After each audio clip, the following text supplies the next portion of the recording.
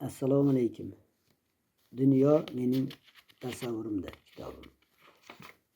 Kirish. Hozirgi vaqtda global muammoga aylanayotgan tabiatdagi o'zgarishlarga, havoni keskin isib ketishi, yomg'ir o'rniga do'l yog'ishiga sabab bo'layotgan hodisalarning oldini olishga oid o'z fikrlarimni bayon qilmoqchiman.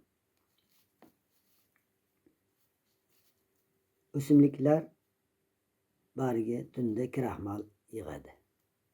O'simliklar yorug'likda atrofga kislorod chiqaradi. Barg tunda ichki suyuqlikni kislorod bilan boyitib, to'yintirib, glyukoza hosil qiladi. Quyosh qizdirganda u suyuqlikni tanasiga jo'natadi. O'simliklar tanasi suyuqlikni qayta ishlaydi va mevasi u bilan oziqlanadi. Barg tun uzun bo'lganda, kunduz esa normal issiq bo'lsa, ko'proq glyukoza va kraxmal yig'adi. Kaloriya yuqori bo'ladi. Meva sabzavotlarni glyukozasi ko'p bo'lsa, shirin va kaloriyaga boy bo'ladi. O'simliklar tevarak atrofini sovutadi.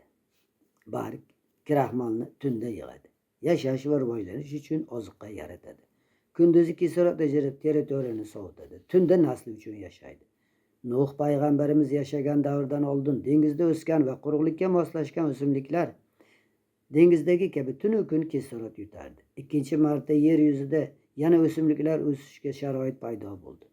Yerda o'sishga moslashgan o'simliklar kunduzi kislorod ajratib o'z hududini sovutadi. Yashash va rivojlanish uchun kerakli muhit yaratadi. Dinozavr haqiqatda yashaganmi? Yer yuzida hayot paydo bo'lishining dastlabki bosqichlarida asosan sporali o'simliklar, paparodniklar rivojlangan va shu oilaga mansub o'simliklar dengizdan quruqlikka moslashib ko'payganda faqat kislorod bilan nafas oluvchi o'rmonlar rivojlandi. Bu vaqtda o'simliklar tunu kun kislorod olib, dengizdan quruqlikka moslashib yashay boshlagan. O'simliklarni dengizdagi o'sgan avlodlari suvdagi kislorod bilan nafas oladi. Yerda ham xuddi shunday bir xilda yashagan. O'sha davrda o'simliklar ikki xil emas, balki havodan kislorod olardi. Dengiz o'simliklari suvdagi kislorod bilan nafas oladi.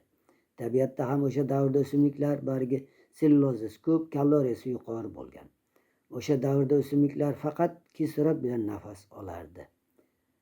Kraxmal miqdori 50% dan oshgan.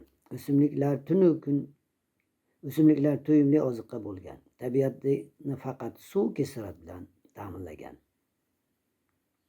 Hozir esa meva sabzavotlar ikki xil nafas olib 30% kraxmal yig'adi. O'sha davrda eng kamida 50% kraxmal modda yig'ilgan.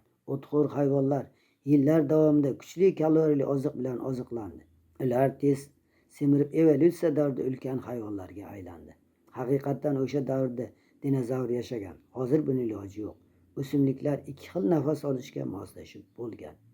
Hozirda dinozavr uchun kuchli oziqali o'simlik yo'q.